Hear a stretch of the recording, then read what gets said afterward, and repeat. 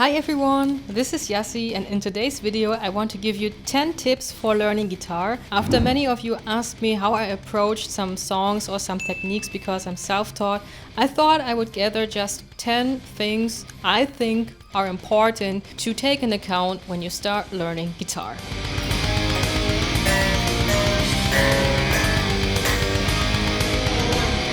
So let's start with the very first tip and also the essential one, and I think the most obvious one.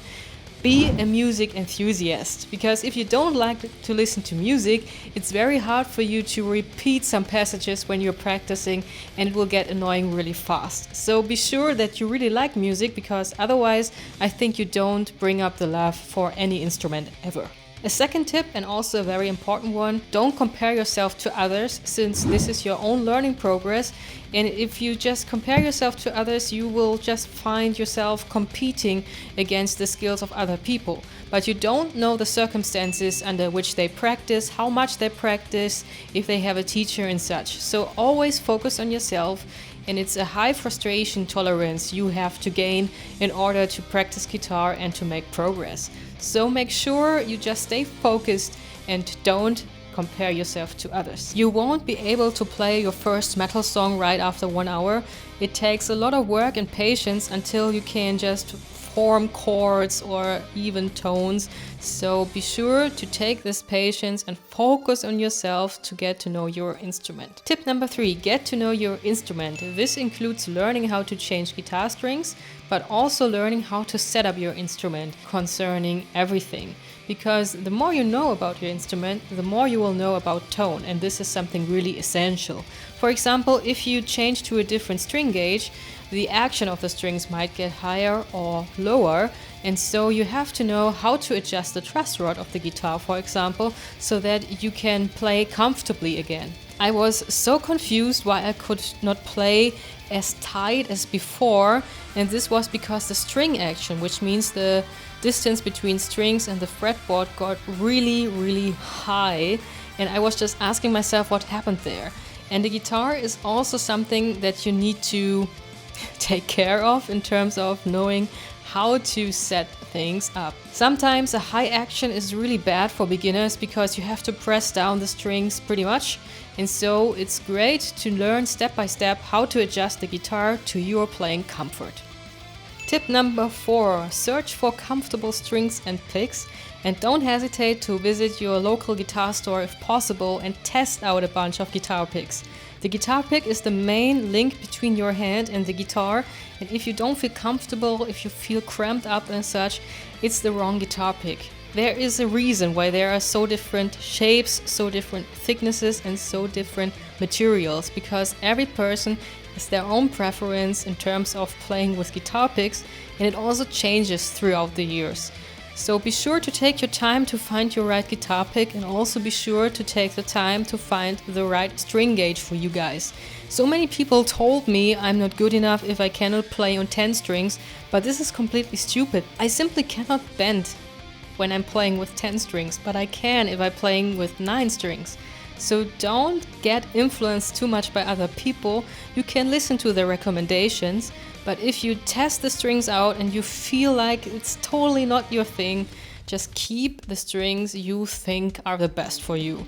And there is no right or wrong, it's all about experience and testing stuff out. Also, one thing about pick is, heavier pick is good for something control. Yeah. But if you have a slightly lighter pick, it actually can make you play faster, because the lighter pick kind of bounces back, so it's almost like a whip. Yeah. It whips back and actually makes more power on the string. So I used at one point a 0.8 for that whipping technique that Paul Gilbert mastered on the pick. Paul Gilbert's pick is pretty light. Tip number 5, posture is very important. Because if you just bend your back over like this and play guitar like that, it won't even cause back pain. It also will cramp up your muscles in your arms, and you won't get better because your whole body isn't relaxed, and you need to be relaxed in order to play guitar, because otherwise you're too focused on not having pain instead of being focused to actually learn something. So be sure that you always are like this, really with a straight back, relaxed, shoulders backwards, so that you can play without feeling any pain and without bending over like this. Tip number 6, set yourself reachable goals. So if you're just wanting to play Through the Fire and Flames after 1 month, this is no reachable goal, except you're a total prodigy, and this is really, really rare.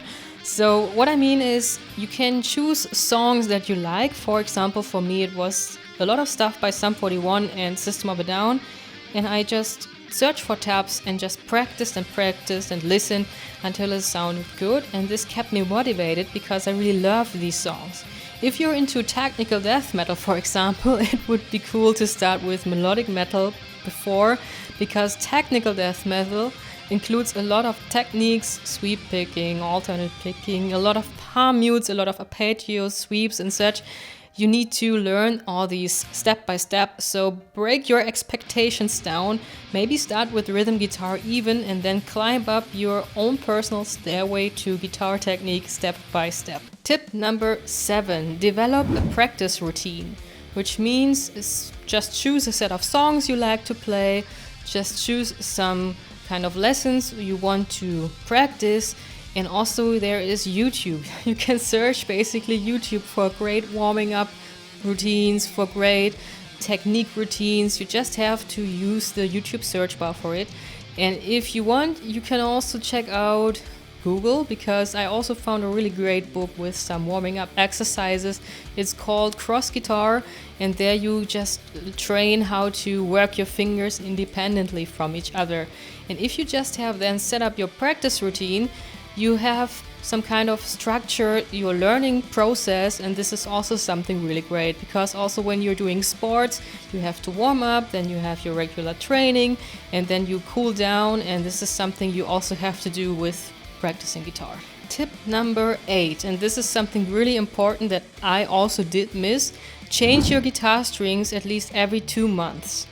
Why is this? First thing, the strings corrode because you're sweating, and metal kind of corrodes when it's just in contact with some fluids, which means not also the tone is getting really bad, also your fingers will hurt by touching the string or by just shaping some chords and such, because it's not solid anymore in terms of flat. It's like small scrapes in the metal then, because of the corrosion, and this hurts your fingers, it makes the tone dull, and also it gives you a really bad feeling for the guitar. And maybe it even gets you frustrated that you feel like you're sounding much worse than before, as you don't know that the string is just over, it's just completely used, and that you have to refresh your strings. And I guarantee you, after you have set up your guitar with a fresh pack of strings, it will sound a lot better, and also you can play a lot better again. Because corrosion happens, and you need to know when it happens. As soon as it feels awkward to play on the guitar, change the strings. It's for the better. Tip number 9, what I can give to you is something that I also did: record yourself with your cell phone. Because then you notice things that you cannot notice while you're practicing. You might see if your posture is right or wrong, you might see if you're cramping, you might see what your fingers are doing better, and you also might hear your mistakes. I know from myself, when I practiced guitar, I always was like, hey, this is really close to the original. And once I rewatched my recordings, I was just amazed by how bad my ears worked back then.